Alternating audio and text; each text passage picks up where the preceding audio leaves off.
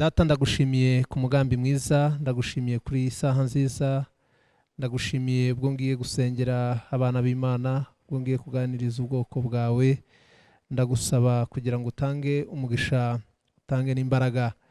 Mana unyobore, umwuka wawe wera atange ihumure kandi atabare abari mu bibazo by'ubukene, by'inzara, ibibazo bikurikirana imiryango bitandukanye.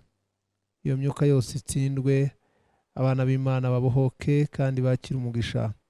Ndizera imbaraga no gukora kwawe kuri umwami, mu izina rya Yesu dusenze, urakoze, amen. Tugiye kuganira hejuru yo kubohoka cyangwa se gukurwa ku cavu. Reka mvuge hejuru y'ubukene. Ubukene ni nabwo tuganiraho, ni nayo pepo twirukana muri uyu mwanya wa deliverance. Ipepo y'ubukene ni pepo igoye abantu benshi ku isi. Ubukene, hari ubukene bw'amafaranga, hari ubukene ndetse bwo mu buryo bw'umwuka. Abantu barakenye, abantu bafite ubukene, abantu bafite ibibazo, abantu bari hasi, bari ku cavu, bari mu bibazo bikomeye.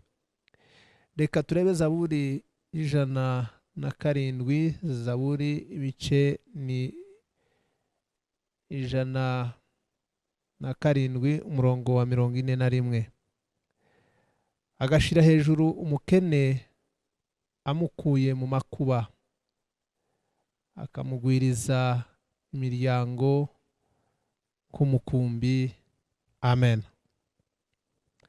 Reka tuganire, babwire, mvuge muri make ubukene. Ubukene bundi, ubukene burababaza, ubukene buraryana, ubukene butuma umuntu atagira ijambo, ubukene butuma umuntu atigirira icizere, ubukene butuma umuntu agira ihamuka cyangwa se trauma, ubukene butuma umuntu adatuza, ubukene butuma umuntu atishima, ubukene bugira umuntu igikange, ugahora uri igikange, ugahora wikanga ubusa, ugahora wumva muri make udafite agaciro muri sosiyete cyangwa se mu muryango, ukumva uhora ufite ubwoba kandi uhora utekereza ejo hazaza, ukumva nta cerekezo, ukumva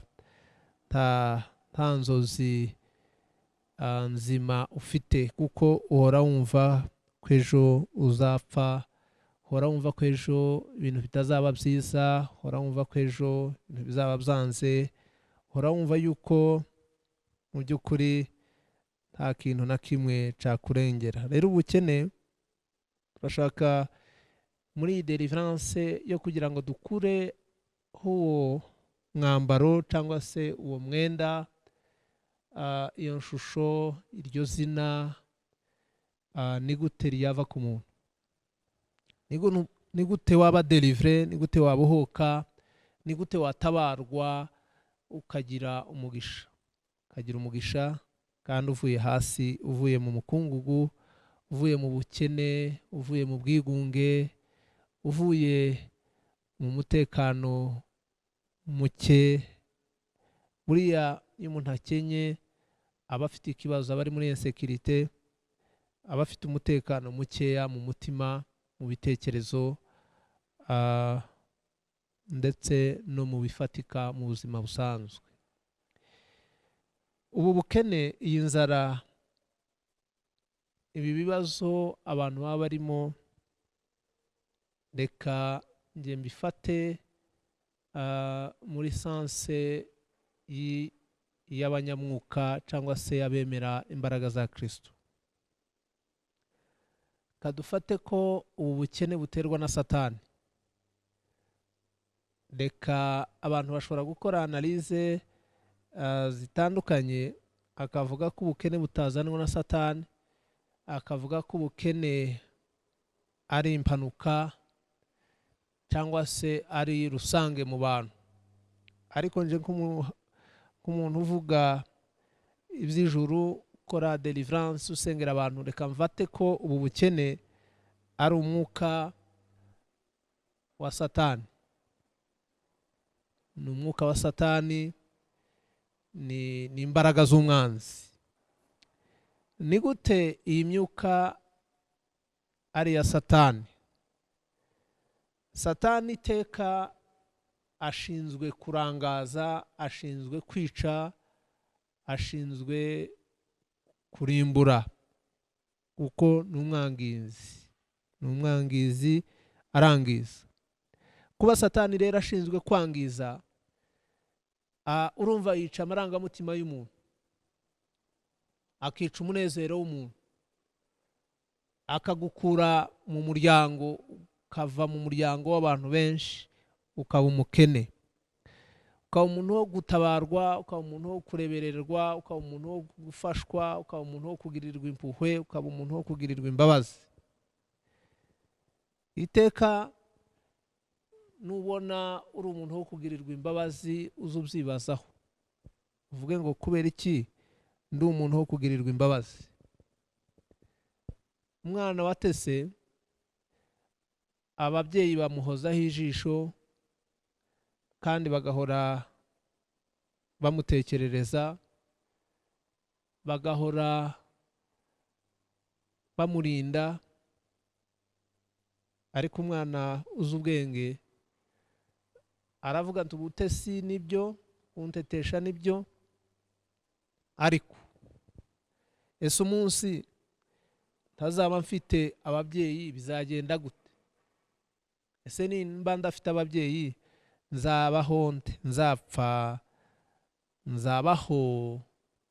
Nzaba umuntu umeze ute? Umwana w'umuhanga arareba akarenza amaso ibyo barimo bamukorera, akavuga ngo uko byagenda kose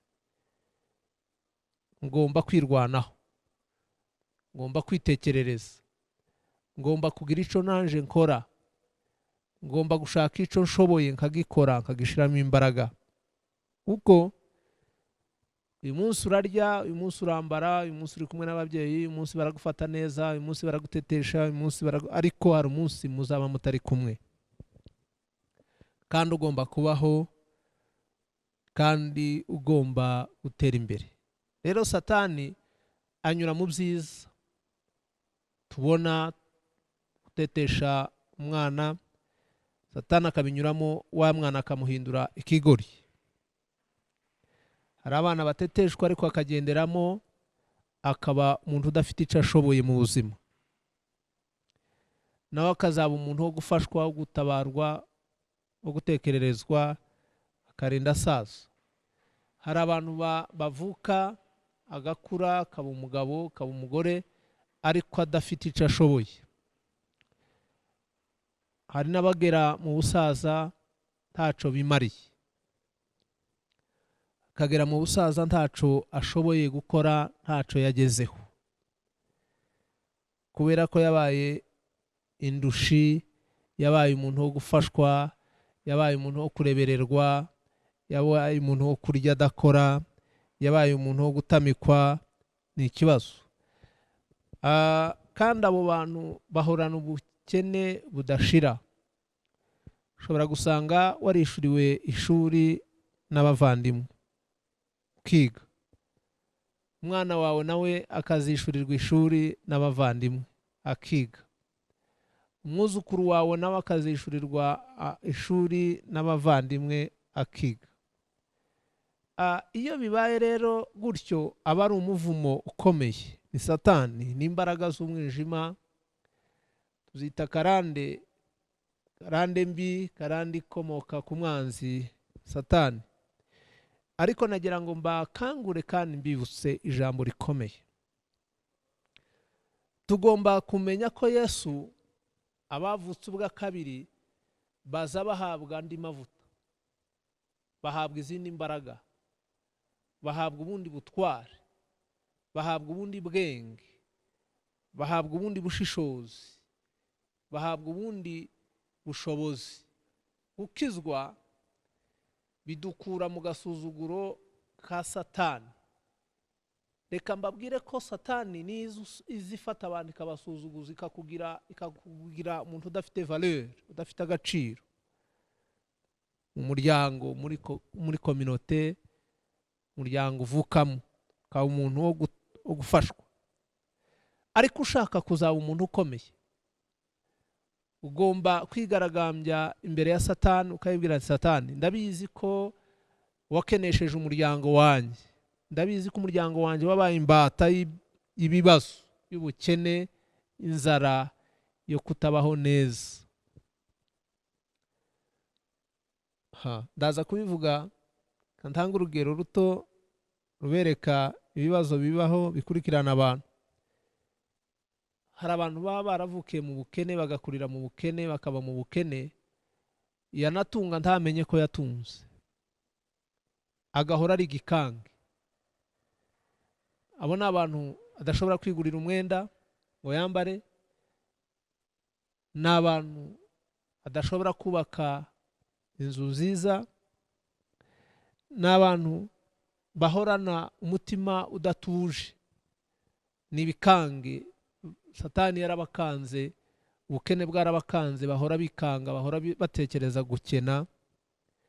Ariko nagira ngo mbibutse ko hamwe na Yesu, hamwe no kumenya imbaraga z'Imana, nta kindi kintu cadukura muri ubu bukene, nta kindi kintu cadukura muri aka kazitiro, nta kindi kintu cadukura muri iyi gereza ya Satani ukuye Imana, ukuye amasengesho. Niyo mpamvu tuza dukora deliverance tuyikora dushaka gutabara, n'ubutabazi. Deliverance n'ubutabazi tuba dukora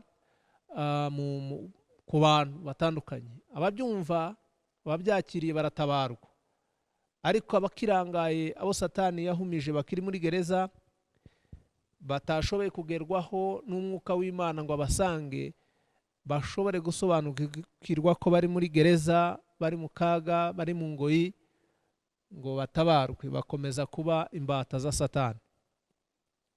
Ariko twebwe abizera, twebwe abakristo, twebwe abamenye Yesu, twebwe abamenye ukuri kw'ijambo ry'Imana, ijambo ry'Imana riza ridukura mu bukene, ridukura mu bubata, ridukura mu bupfubyi, rikadukura mu bupfakazi, rikadukura mu kwirwanirira, tukamenya ko Yesu iyo tumwakiriye tuba twakiriye ubuzima. Imana ishimwe cyane. Iyo twakiriye Yesu tuba twakiriye ubuzima. Rero umukristo ntiyagombye gukena.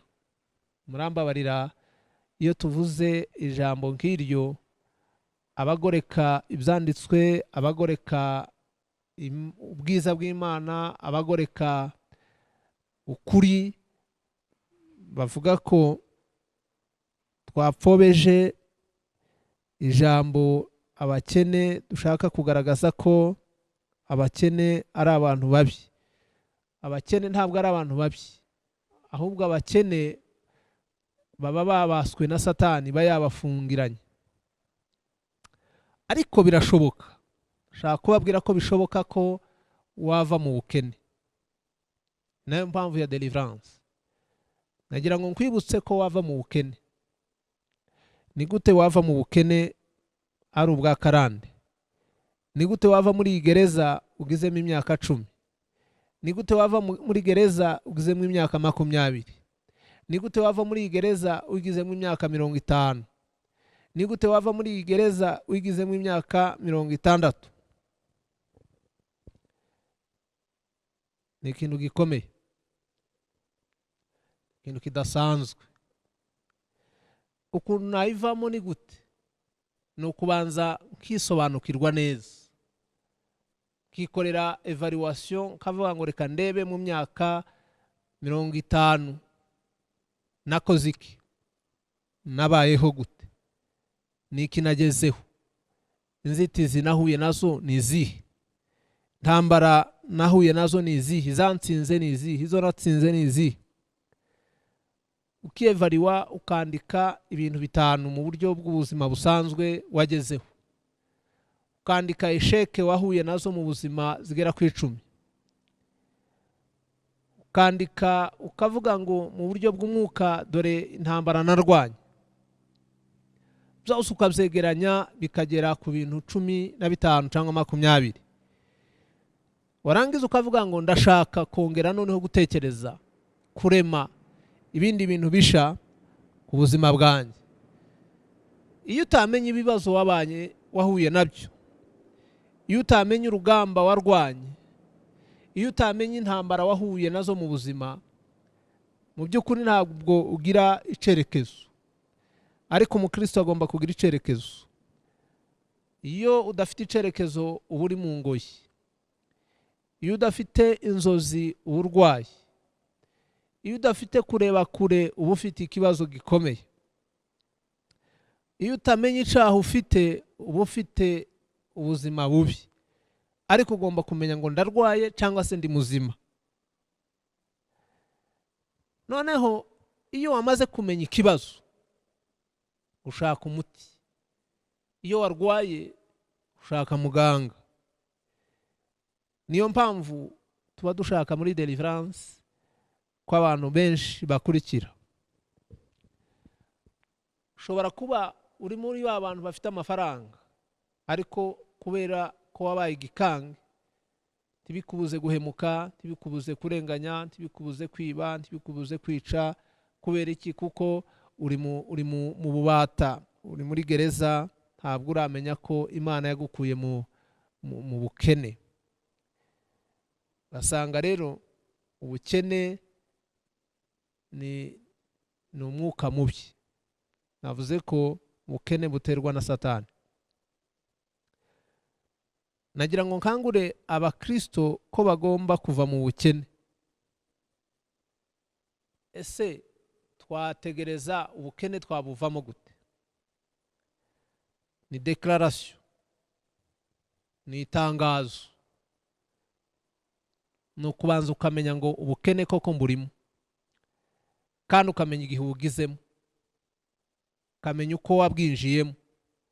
Noneho ugatangaza ukavuga ngo ubukene buragiye, ubukene ndabwanze, ubukene mbuvuyeho, ubukene ndabusezeye.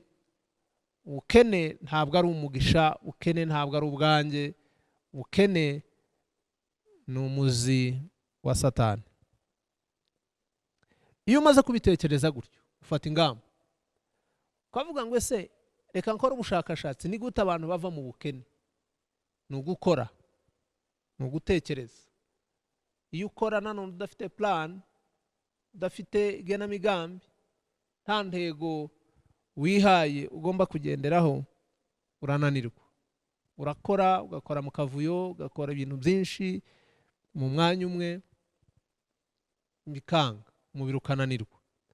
Ariko uri program ugomba kumenya ngo ku munsi nzakora imirimo 5, ukayitegura. Ukavuga nti mu cyumweru nzakora imirimo 20. Uyu munsi ndakora kuva isa kugera isa, ndaba nkoze ibintu bingana gutya. Uyu ni umwanya wo gukora, umwanya wo kuruhuka, uyu ni umwanya wo gusenga, uyu ni umwanya wo gutekereza. Iyo wamaze kugira gahunda zo gukora, uzi ibyo ugomba gukora, ugakora, ukaruhuka, ugasenga, ugashima, n'umugisha.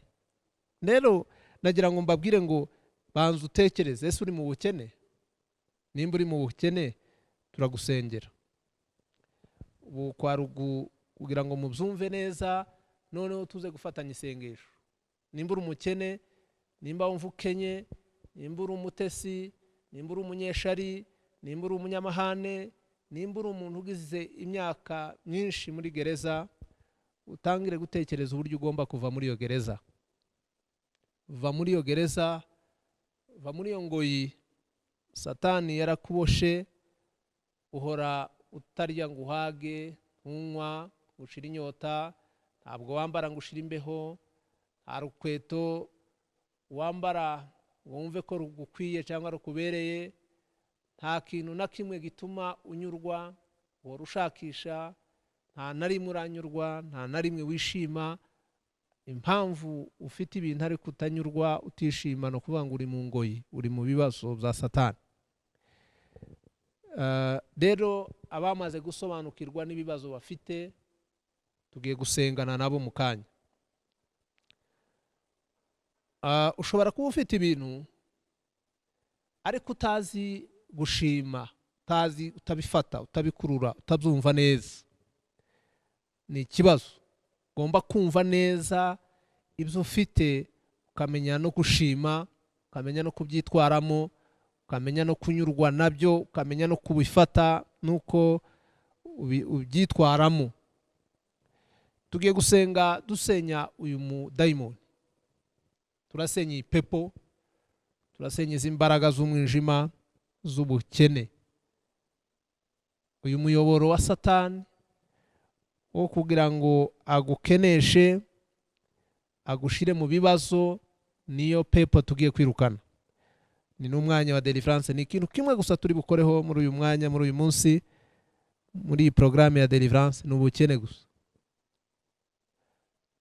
Akindi kintu ni bukore muri aya masaha, muri uyu mwanya, ni pepo y'ubukene. Ni uwo muyoboro wa Satani w'ubukene yateje ubuzima bwawe, umuryango wawe, ibitekerezo byawe mu buzima bwawe bwa buri munsi.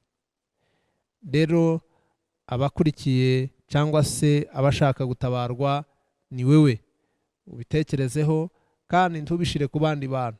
Nimba ari ibyawe ubifate ubikomeze, nimba utabyumva ba nyirabyo baraza kubyumva, babifate batabarwe. Rero tugiye gusengana tuvuga ngo Mana, iyi pepo, izi mbaraga z'umwijima, iyi myuka mibi irekure ubuzima bwanjye, irekure umutima wanjye, irekure umutungo wanjye, irekure amafaranga yanjye, irekure akazi kanjye, irekure inzu yanjye, irekure imitungo yanjye, irekure ubwonko bwanjye. Satani irekure umubiri wanjye, Satani irekure ibikorwa byanjye. Kadusenga Imana. Tugiye gusenga twimura uwo muyaga, uwo mwuka, izo mbaraga zakwicaje ahantu, zakwinjije ahantu hadasobanutse, ahantu ugize igihe kinini uhangayitse, udafite umutekano, udafite amahoro. Reka dusenge Imana. Tangazo ryo kwizera, tangazo ry'abana b'Imana. Data, turimura umuzi, umuyaga, umwuka mubi, ubukene. Titre de la vosika, monde de la venite, sibrekota, bomeritre sikaje des enfaya. Mana, turimura iyi dayimoni y'ubukene, iyi dayimoni y'inzara, iyi dayimoni y'umwaku, iyi dayimoni yica, iyi dayimoni yo kurimbura, iyi dayimoni yo kwica, iyi dayimoni yo gucisha bugufi, no kumara imbaraga, no kumara ibitekerezo byiza, no kumara ibyiringiro mu bantu. Lande botata ebeni. Iyi dayimoni turayihagaritse mu izina rya Yesu. Iyi pepo turayicecekesheje mu izina rya Yesu. Iyi pepo turayirukanye mu buzima bw'abana b'Imana mu izina rya Yesu. Iyi dayimoni turayirukanye muri uyu muryango, yafashe uyu muryango iwinjiza mu bibazo, mu kaga. O de la pipa de la moke sanfoloma telinga tropa ki de la tos. Mana, dufunguye umuryango wo kwimura dayimoni, dayimoni y'ubukene, umwuka w'ubukene, umwuka w'ububata, umwuka wo kumugaza, umwuka wo kwica, umwuka wo kurimbura kwa Satani. Iyi pepo turayihagaritse. Minikatan stroke benigaye. Izi mbaraga z'umwijima, ubu butware bw'abadayimoni, izi mbaraga za Satani, iyi mivumo, iyi myuka mibi, turayihagaritse mu izina rya Yesu. Allo bondera kira shloke dandema. Data, turatangaza umugisha, turatangaza imbaraga, turatangaza ibyishimo, turatangaza kwizera, turatangaza amagara mazima, turatangaza umutekano mu bana b'Imana. Turasenya ibibirindiro by'umwanzi, turasenya izi mbaraga z'abadayimoni kugira ngo aba bantu bave mu bukene. Uyu muntu nave mu bukene, yinjire mu mudendezo, yinjire mu mahoro, atekereze neza, abohoke. Ubwonko bw'uyu muntu bubohoke mu izina rya Yesu. iyi myuka nirekure umubiri, nirekure ibitekerezo, nirekure inzozi, nirekure imishinga, nirekure uyu muntu abohoke atangire gutekereza neza no kwaguka no kugera ku isezerano rye. Imana ishimwe.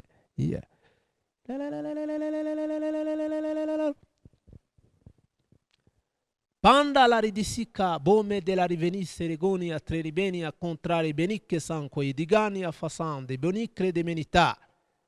Ndagushimiye mwami we data, ndakwereka abana b'Imana ikinyoma ca Satani, ikinyoma c'ubukene, ubwoba bwa Satani, ipepo Satani yohereza mu bantu, ipepo y'ubwoba turayihagaritse mu izina rya Yesu. Yewe dayimoni w'ubwoba, yewe dayimoni utera ubwoba, yewe dayimoni umugaza, yewe dayimoni ubesha, yewe dayimoni utwikira, yewe dayimoni ushukana, yewe dayimoni turaguhagaritse mu izina rya Yesu. Abana b'Imana bakira umugisha, abana b'Imana bakira umudendezo, aba bantu bakira umudendezo, aba bagore bakira umudendezo, uyu mugabo niyakira umudendezo, uyu musore nagira umudendezo, uyu mukobwa nagira umugisha mwami. Karande mbi, myuka y'umwanzi, ubutware bw'ikuzimu turabwanze mu izina rya Yesu. Tangaje umugisha, tangaje kubaho neza, tangaje gakiza, tangaje ibyishimo kuri uyu muryango. Mana ishimwe. Uyu musore niyakira umunezero, uyu musore niyakira ibyishimo bikomeye. Mana waduhaye umugisha, waduhaye ijambo ryawe, waduhaye imbaraga zo gutegeka no kwimura ubutware bw'abadayimoni. Twimuye izi imbaraga z'umwijima, twimuye izi imbaraga z'umwanzi, twimuye uyu mwuka w'ubukene, twimuye iyi myuka mibi mu buzima bw'uyu muryango. Urakoze data kubuhoye umuryango, urakoze kutanza umugisha n'ibyiringiro bikomeye. Ndizera imbaraga no gukora kwawe, ndagushimye kubohoye umutima n'ibitekerezo, ukaba utanze ubuzima no kubaho neza. Urakoze mwami ko uyu muntu azagushima, azatanga ubuhamya, agiye kuva mu mukungugu, kuva ku cavu, akaba agiye kwicarana n'abakomeye, akaba agiye kwicarana n'ibikomangoma, akaba agiye kubaho neza, akaba agiye kunezerwa, akaba agiye kwicara mu muryango afite ijambo, akaba agiye kwicara mu rugo rwe afite ijambo.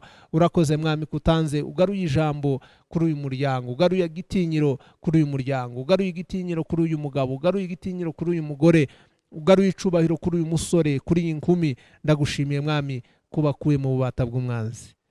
Izina rya Yesu, izina ry'Uwiteka nirishirwe hejuru. Urakoze mwami kutanza umugisha kandi ubohoye uyu mwuka w'ubukene, ukabure kuyu uyu muntu. Ni mu izina rya Yesu dusenze, urakoze. Amen. Yesu abaha umugisha kandi wakire gutabarwa n'Uwiteka. Amen.